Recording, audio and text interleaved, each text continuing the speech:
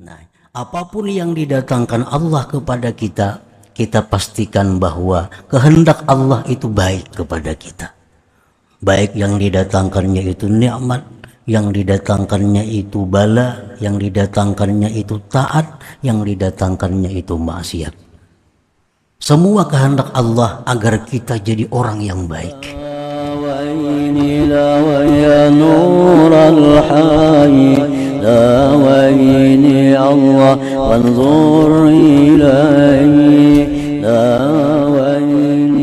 Bismillahirrahmanirrahim.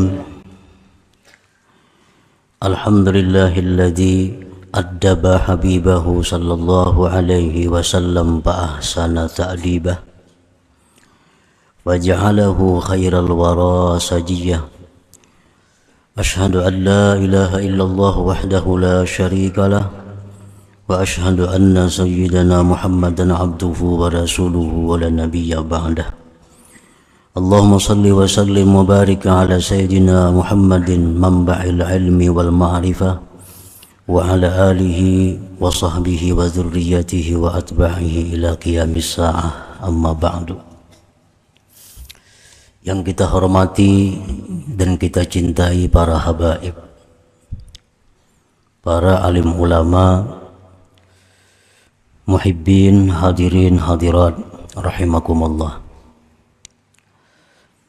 Alhamdulillah, syukur kehadirat Allah subhanahu wa ta'ala yang mana pada malam hari ini mengumpulkan kita kembali bersama-sama di majelis yang penuh berkah dan rahmat ini. Salawat dan salam kita haturkan kepada junjungan kita Nabi besar Muhammad sallallahu alaihi wasallam dan kepada seluruh keluarga, para sahabat, zurriyat dan pengikut beliau sampai hari kiamat nanti. Para muhibbin rahimakumullah, lanjutan daripada hikmah yang ke-64 tentang adab seorang murid terhadap Allah subhanahu wa ta'ala, terhadap Rasulullah sallallahu alaihi wa alihi wasallam, terhadap gurunya dan terhadap kawan-kawannya. Al-adabu ma'allah mubadaratum tithali awamirihi wa jitinabi nawahi wa adamul i'tirat alaihi wa ala khaliqatih. Bermula adab terhadap Allah, bersegera menjunjung perintah, bersegera menjauhi yang dilarang Allah, dan tiada mengiktirat, tiada mengeritik, tiada menyangkal atas Allah, wa ala khaliqatih, dan tiada mengeritik atas makhluk Allah. Kemudian wa husnuz zanni bih, adab terhadap Allah, berbaik sangka dengan Allah subhanahu wa ta'ala, berbaik sangka terhadap Allah. Artinya berbaik sangka dengan Allah itu adalah bahwasanya Allah itu tidak menghendaki kepadaku kecuali kebaikan. Allah tidak menghendaki kepadaku itu kecuali kebaikan. Itu berbaik sangka kepada Allah. Apapun yang didatangkan Allah kepada kita, maka pastikan bahwa Allah berkehendak baik kepada kita. Allah mendatangkan nikmat kepada kita, maka kita sambut, kita sikapi nikmat Allah yang datang kepada kita itu bahwa ini adalah Allah menghendaki aku jadi orang yang bersyukur kepadanya. Nah, ini baik sangka terhadap Allah.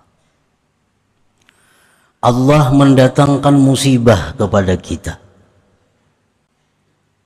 Kita sikapi, ini Allah menghendaki aku jadi orang yang sabar atas musibah ini. Itu baik sangka kepada Allah. Allah mendatangkan kepada kita maksiat, sehingga kita melakukan maksiat. Kita sikapi bahwa Allah menghendaki aku orang yang bertobat kepadanya. Lalu tobat kepada Allah. Allah mendatangkan kepada kita taat. Ini Allah menghendaki aku agar mengingat taufik dan hidayah Allah. Nah, apapun yang didatangkan Allah kepada kita, kita pastikan bahwa kehendak Allah itu baik kepada kita. Baik yang didatangkannya itu nikmat, yang didatangkannya itu bala, yang didatangkannya itu taat, yang didatangkannya itu maksiat. Semua kehendak Allah agar kita jadi orang yang baik. Allah sudah lama, Allah sudah rindu mendengar tobat kita, karena kita sudah lama tidak berbuat maksiat. Allah ingin kita ini tobat. Dijatuhkannya kita dalam maksiat, sehingga kita tobat kepada Allah. Nah, ini maksud Allah terhadap perbuatan yang maksiat itu, agar kita selalu kembali kepada Allah. Ingat bahwa kita tanpa perlindungan Allah akan terjatuh ke dalam maksiat ini. Nah, itu artinya husnuzan dengan Allah. Apapun yang didatangkan Allah, maksud Allah adalah kebaikan untuk kita. Itu kesimpulan daripada husnuzan tadi dengan Allah. Jadi kada perlu misalnya kita umpamanya diberi Allah musibah, aku pang kebanyakan dosa jadi Allah sarik lawan aku. Jangan. Kita diberi Allah musibah, artinya apa? Ini Allah menyuruh aku jadi orang sabar. Titik. Kada usah aku pang banyak dosa jadi Tuhan sarik lawan aku, makanya dapat musibah ini. Kada perlu itu. Berbaik sangkalah kepada Allah. Apapun yang kada nyaman kita hadapi, artinya Allah menyuruh kita jadi orang yang sabar. Allah menyuruh kita jadi orang yang ridha kepada ketentuannya. Nah, itu maksudnya husnuzan, baik sangka dengan Allah. Termasuk bagian daripada adab seseorang kepada Tuhannya.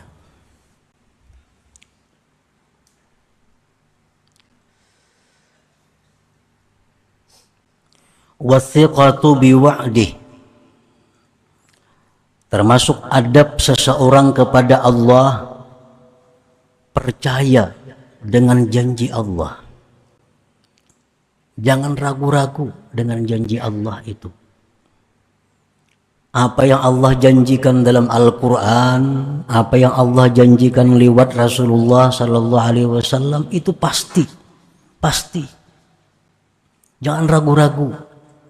Kalau kita ragu-ragu, berarti kita sudah tidak beradab kepada Allah.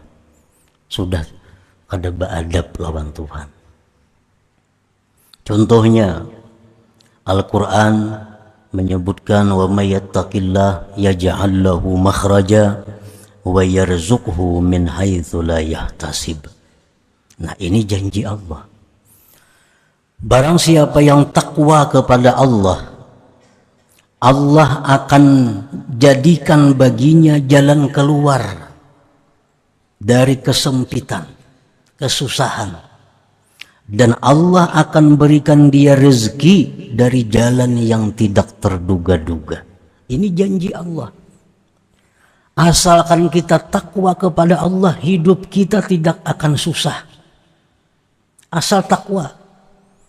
Nah, kepercayaan seperti itu bulat dalam hati kita. Sedikit pun kada ragu. Kenapa kita sekarang jadi susah? Jadi sengsara. Akibat dulu kada takwa. Akibat dahulunya kada takwa.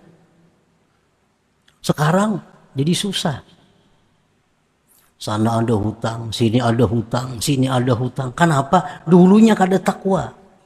Jakanya takwa kada sampai demikian terjadi.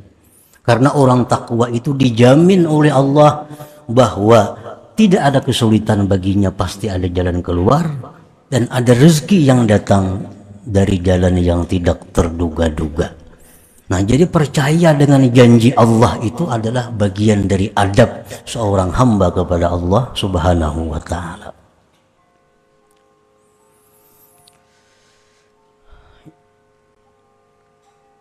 Ada lagi janji Allah dalam Al-Quran, wa ma anfaqtum min syai' fahuwa yukhlifuh.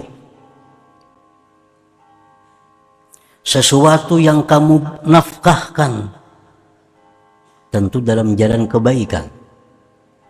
Uang yang kita belanjakan dalam kebaikan, fahuwa yukhlifuh, Allah akan mengganti. Allah akan mengganti. Arti mengganti itu bukan memberi pahala, mengganti. Lain memberi pahala sudah nyata. Nah, setiap duit yang kita belanjakan asal itu di jalan Allah, Allah pasti mengganti. Adalah orang bangkrut bewakaf, kada terdengar lagi ada. Adalah orang yang pemurah tuh bangkrut, kada ada. Pemainan maka banyak bangkrut.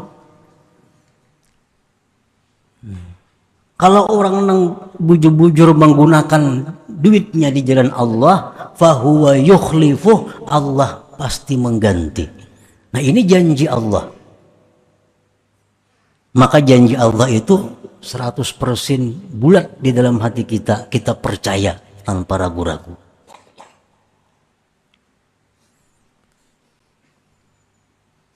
Nah, itu adalah contoh daripada adab batin seorang hamba kepada Allah Subhanahu wa ta'ala. Karena adab ini ada adab zahir, ada adab batin. Adab batin ya kayak tadi contohnya.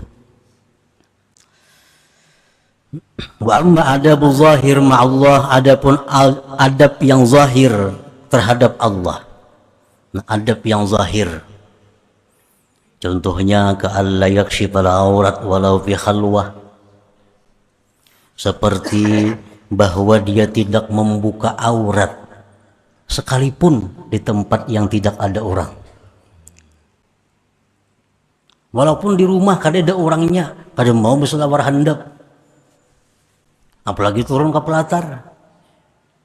Di rumah, di tempat nang sunyi, nya kada mau buka aurat. Kenapa? Beradab dengan Allah. Nah, ini adab zahir.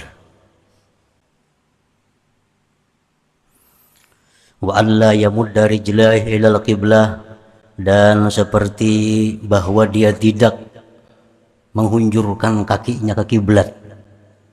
Nah, jangan hendak berhujur menghadap kiblat. Itu kada beadab zahir kita kepada Allah. Karena kiblat itu Baitullah, rumah yang sangat diagungkan Allah. Kita berhunjurlah menghadap sana, itu jelas sudah zahir kita kada beadab dengan Allah Subhanahu wa ta'ala. Nah, itu contoh-contohnya. Kemudian al-adabul batin ma'a Rasulillah sallallahu alaihi wasallam, adab batin beserta Rasulullah sallallahu alaihi wasallam, ayyakuna ahabba ilaih min waladihi wa walidihi wan nas ajma'in, bahwa adalah Rasulullah itu orang yang paling dia cintai, melebihi daripada mencintai anak dan orang tuanya dan manusia seluruhnya. Itu adab kepada Rasulullah. Rasulullah itu mesti dijadikan nomor satu, lebih daripada anak, ibu bapak, siapapun daripada manusia. Ini adab kepada Rasulullah. Cinta kita kepada Rasulullah melebihi daripada cinta kepada siapapun daripada manusia ini. Nah, supaya kawal demikian itu, supaya bisa demikian itu, tentu mempelajari tentang bagaimana Rasulullah Sallallahu Alaihi Wasallam itu. Kalau kita kadang mempelajari tentang beliau, kita kadang akan bisa mencintai beliau seperti demikian. Kalau kita hanya kenal bahwa beliau itu hanya Rasulullah, hanya seorang Nabiullah, kita tidak akan bisa mencintai beliau lebih dari segala-galanya. Nah, perdalam tentang pribadi Rasulullah Sallallahu Alaihi Wasallam, pelajari tentang bagaimana syafaat-syafaat beliau, pelajari tentang bagaimana perjuangan beliau untuk kita. Makin banyak kita pelajari, pasti akan menambah kecintaan kita kepada Rasulullah Sallallahu Alaihi Wasallam. Termasuk kita membaca Maulid Nabi. Orang yang suka membaca Maulid Nabi, paham kada paham, itu akan diberikan Allah kecintaan kepada Rasulullah Sallallahu Alaihi Wasallam. Membaca Maulid Nabi, ketujuh mendengar Maulid Nabi, kada ngerti kada. Orang bakuriak umpat juga bakuriak, padahal kada paham napa yang disambat. Cuma berkahnya cinta kepada Maulid Nabi akan diberi Allah kecintaan kepada Rasulullah Sallallahu Alaihi Wasallam. Wa ayyuhibba ahla baitihi wa ashabah. Adab kepada Rasulullah batin adalah bahwa kita cinta kepada keluarga beliau dan sahabat-sahabat beliau. Itu sudah nyata. Bila kita cinta kepada seseorang, pasti kita cinta keluarganya, cinta kepada kawan-kawannya, sahabat-sahabatnya. Cinta kepada Rasulullah, tapi kada cinta kepada keluarganya, kada beradab dengan Rasulullah Sallallahu Alaihi Wasallam. Cinta kepada Rasulullah, cinta kepada keluarga Rasulullah, tapi kada suka dengan sahabat Rasulullah, kada beradab dengan Rasulullah Sallallahu Alaihi Wasallam.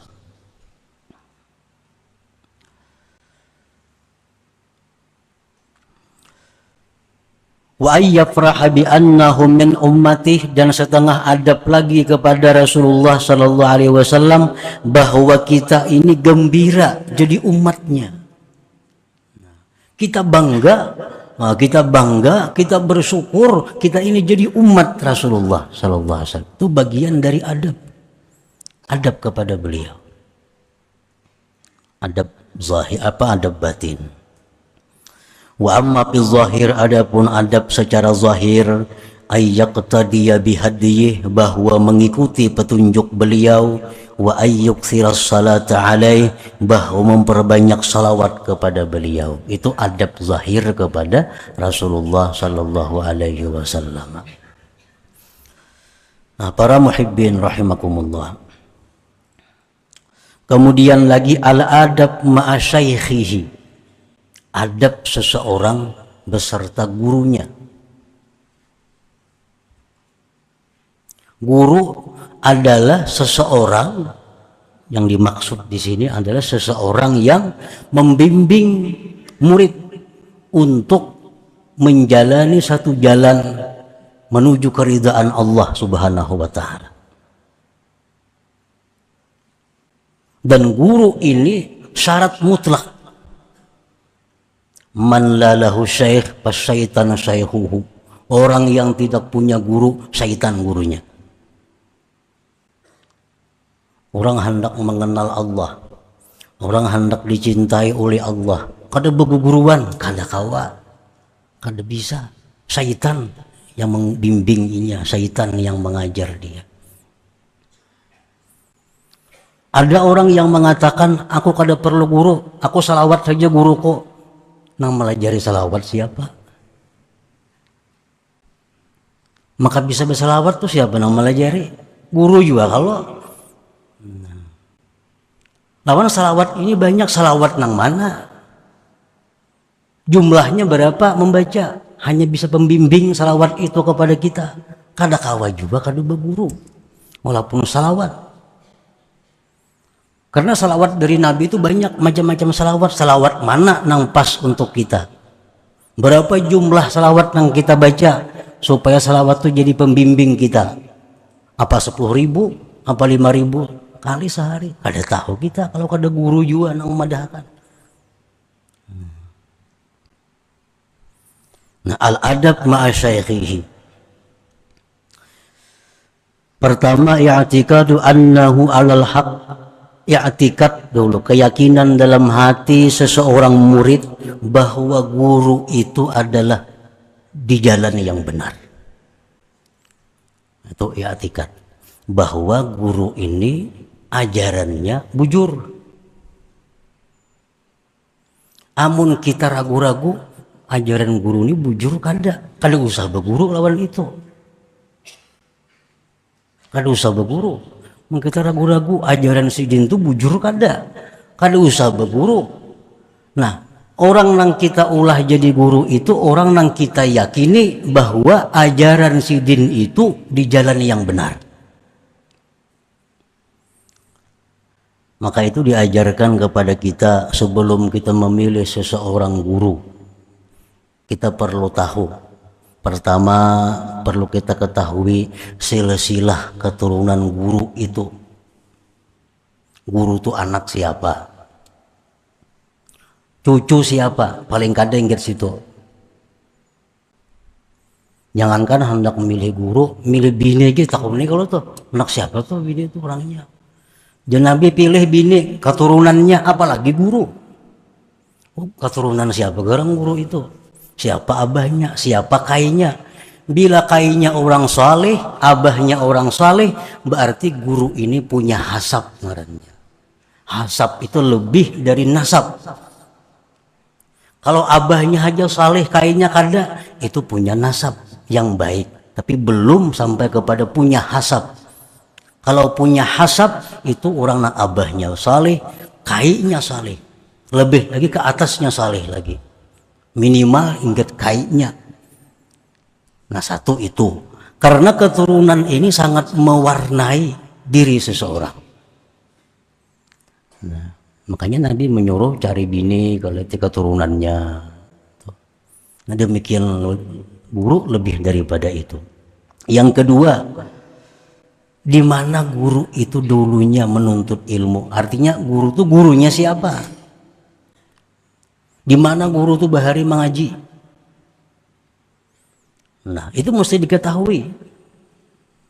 Oh, bahari guru itu mengaji lawan guru ini sampai silsilahnya kepada Rasulullah Sallallahu Alaihi Wasallam. Nah, itu antara lain. Nah, para muhibbin rahimakumullah, di zaman Rasulullah pun dahulu orang-orang yang jauh dari Mekah, sebelum mereka itu beriman kepada Rasulullah, mereka datang ke Mekah dulu. Ada sampai seminggu di Mekah, nak mengetahui tentang Rasulullah nih. Kalau perlu para sahabat Nabi ini dulu berhilang lawan sahabat Nabi kita yang sudah Islam, menginap di situ, dilayani, dihormati. Oh, ini hanya sahabatnya macam inilah kelakuannya, apalagi gurunya. Nah, sehingga banyak sahabat itu akhirnya orang itu masuk Islam kepada Rasulullah Sallallahu Alaihi Wasallam setelah meneliti dahulu siapa-siapa. Nah, jadi pertama adab kita kepada guru itu kita meyakini bahwa guru itu di jalan yang benar. Yang kedua, wa'tikadu annahu ahlun lil irsyad wa tarbiyah. Kita meyakini bahwa guru itu beliau bisa membimbing, mendidik kita. Ya, kada setiap orang berilmu itu bisa membimbing. Kada setiap nabi itu menjadi rasul. Kada setiap nabi menjadi rasul. Nah, ini kita yakini bahwa guru ini bisa membimbing kita ke jalan yang benar, bisa mengarahkan kita kepada kecintaan Allah. Nah, itu adab-adab batin. Wa adamul i'tirad alaih, tidak menyangkal atas guru itu. Kenapa guru tuh kayak itu? Nah, maka jasidin ka ini, nah kada boleh dalam hati itu. Karena kita sudah meyakini guru itu benar.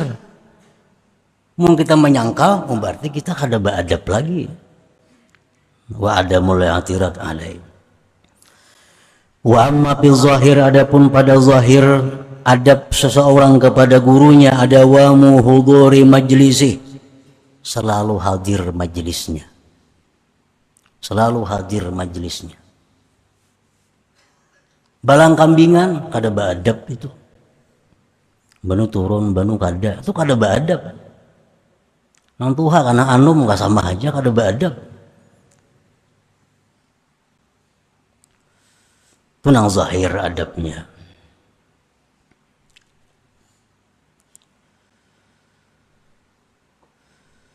Wa taqdimuhu ala nafsih, mengutamakan guru itu daripada dirinya sendiri.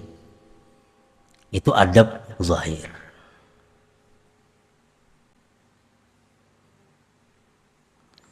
Wa an la yarfa'a sautahu fawqa sautih, dan bahwa tidak menyaringkan suaranya melebihi nyaringnya suara gurunya. Kada boleh juga itu, melanggar adab dalam perguruan. Nah, para muhibbin rahimakumullah. Jadi adab-adab seorang murid dengan guru itu untuk kesuksesan murid. Guru ini kada jadi soal, murid beadab kada tahu urusannya. Beadab muridnya yang untung, kada beadab muridnya yang rugi. Bagi si guru kada ada urusan itu. Nah, kenapa seorang murid itu diperintahkan untuk beradab dengan gurunya? Karena gurunya ini adalah orang yang menghendaki si murid ini beruntung dunia akhirat lebih daripada orang tuanya. Nah, itu kalau seorang guru yang benar. Artinya guru yang benar itu menghendaki agar si murid ini jadi orang yang beruntung dunia akhirat. Hanya itu kehendak guru. Kehendak guru kepada si murid agar murid ini jadi orang yang beruntung. Ingat situ aja. Jadi seorang guru ini kadang menghendaki kekayaan si murid, kadang menghendaki itu. Kadang menghendaki duitnya murid, kadang menghendaki itu. Itu kada guru ngarannya. Kehendak guru kepada murid cuma satu, murid ini jadi orang baik, titik. Ingat situ. Nah, makanya itu seorang murid ini wajib beradab kepada gurunya, bahkan lebih daripada orang tuanya. Karena kehendak baik guru kepada murid lebih dari kehendak orang tua terhadap kebaikan anaknya sendiri. Nah, itu adab-adab seorang murid kepada guru. Nang zahir tadi. Wad doa lahu, mendoakan gurunya, itu bagian daripada adab. Mendoakan guru itu sebelum diberikan Allah kepada guru, muridnya lebih dahulu diberikan Allah. Misalnya si murid yang mendoakan guru, ya Allah, mudahan guru ulun tuh murah rejaki. Inya terlebih dahulu dimurahkan Tuhan rejaki hanya gurunya. Berdahulu diberi Tuhan daripada nang inya doakan itu sendiri. Wa du'a lahu.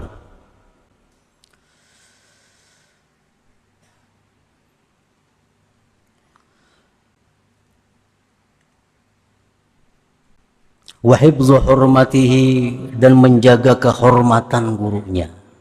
Jangan menjumanakan paguruan, artinya ini kelakuan paguruan nang supan. Jadi menjaga kehormatan guru. Oh, aku ini murid si anu, supan sih mon aku nangka ini. Nah, itu dijaga. Bila itu kada dijaga, kada beadab lawan guru ngarannya. Hifdzu hurmatihim, jaga kehormatan.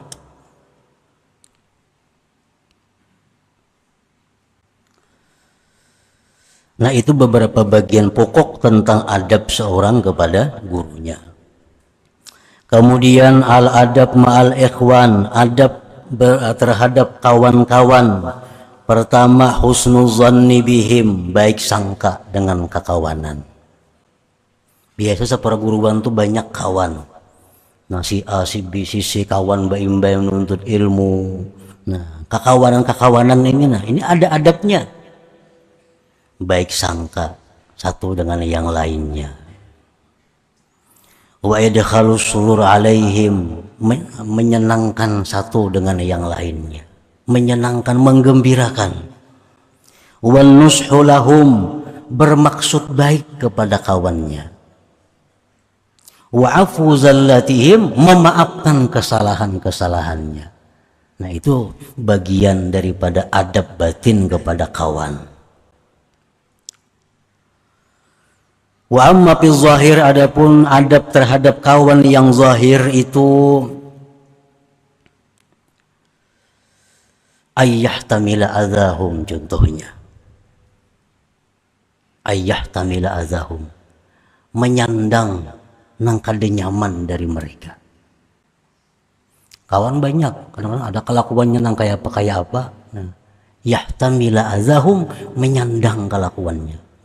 Misal seorang rahatan berzikir, seorang rahatan mengaji, ada kawan seikung nih kuciak besair apa kayaknya, kan terganggu seorang nih, sandang kan itu. Nah, itu ngarannya beradab terhadap kawannya. Misalnya kawannya ada bisi kambing, tomat naik ke rumah kita kambingnya, takannya kan itu. Nah, itu membakawan ngarannya. Masa dikit tak singgung lawan kawan, dikit tak singgung tuh kada bakawan ngarannya, bermusuhan itu. Orang kawan tuh saling memaafkan, saling menerima, saling maaf, itu ngaran kawan.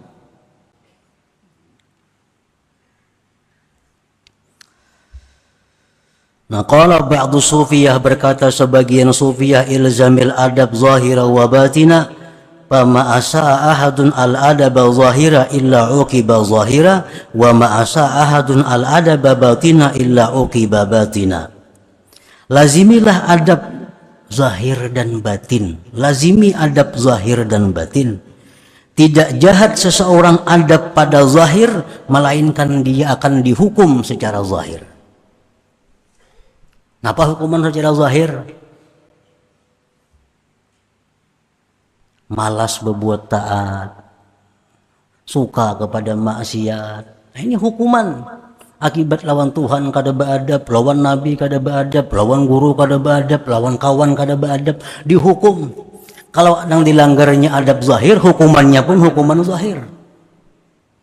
Berbuat maksiat mudah, berbuat dilarang Tuhan nyaman, ini hukuman.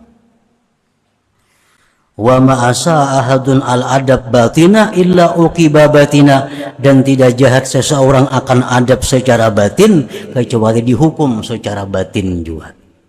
Hukuman batin apa? Sembahyang kada mau khusyuk, beribadah kada mau nyaman, ini hukuman batin karena ini kada melaksanakan adab batin kepada yang tersebut tadi.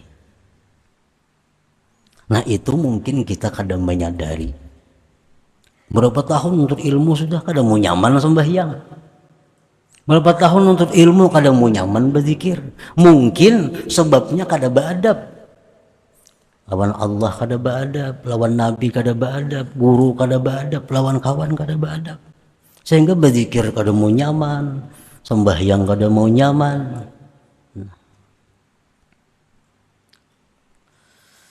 Fa'in waqa'at minal murid isa'atu adabin falyakun khaifan min zalik wal yubadir ila taubah wal i'tizar khasyata an tuwajjaha ilaihi al-uqubatu min haitsu la yash'ur. Apabila jatuh dari seorang murid jahat adab, maka hendaklah dia takut yang demikian dan segera tobat dan minta uzur, karena dikhawatirkan bahwa dihadapkan kepadanya hukuman dari sekira-kira dia tidak tahu, tidak merasa pada bahwa dihukum oleh Allah Subhanahu wa ta'ala. Nah, para muhibbin rahimakumullah, ini 4 adab kepada Allah, adab kepada Rasulullah sallallahu alaihi wasallam, adab kepada guru, adab kepada kawan, itu merupakan pokok dari adab-adab yang lain. Karena likulli syai'in adab, ujar ulama sufi, tiap-tiap sesuatu itu apapun ada adabnya. Makan ada adabnya. Cuma 4 ini pokok. Kita bermajlis, berkumpul, ada adabnya. Bermajlis, berzikir di majlis nih, apa adabnya? Kita bersuci, berudu, itu kan adab. Kada berudu bang boleh aja, tapi kada beradab. Kita bermajlis, berzikir, berpakaian putih, upiyah, baju tapih putih, itu adab. Baju hirang sebagian boleh aja hadir tapi kada beadab itu. Tapi habang hijau boleh aja turun ke sini. Kada dilarang, cuma kada beadab. Karena kalau adabnya itu berpakaian kopiah, baju tapi mesti putih. Itu adab majelis. Kalau pang diusir misalnya tapi habang kada, boleh aja. Cuma adabnya kada ada. Nah bila adabnya kada ada, dikhawatirkan berkahnya kada dapat. Itu dikhawatirkan. Qala Zunnun idza kharajal murid an haddil adab fa innahu yarji'u min haitsu ja. Bahwa seorang murid itu bila mana keluar dari garisan adab, maka dia kembali dari sekira-kira datangnya. Artinya apa? Hasilnya akan kembali kepada nol artinya. Bila mana kita melanggar satu adab, kita tabulik pulang ke titik awal perjalanan kita. Setiap kali kita melanggar adab, kita kembali kepada di mana kita mulai bahasa pulang. Nah, para muhibbin rahimakumullah, selanjutnya hikmah yang ke-65, dan mudah-mudahan Allah memberikan kita kemudahan dalam perkara dunia maupun akhirat. Wa ila hadratin Nabi sallallahu alaihi wasallam al-Fatihah. A'udzu billahi minasyaitonir rajim.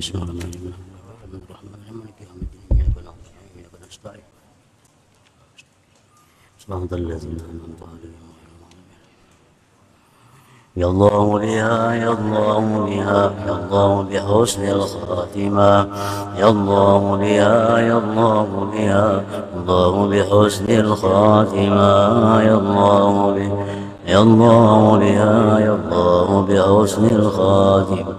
فيا أيها الرجل منه شفاعة صلوا عليه وسلموا تسليما اللهم صل وسلم وبارك عليه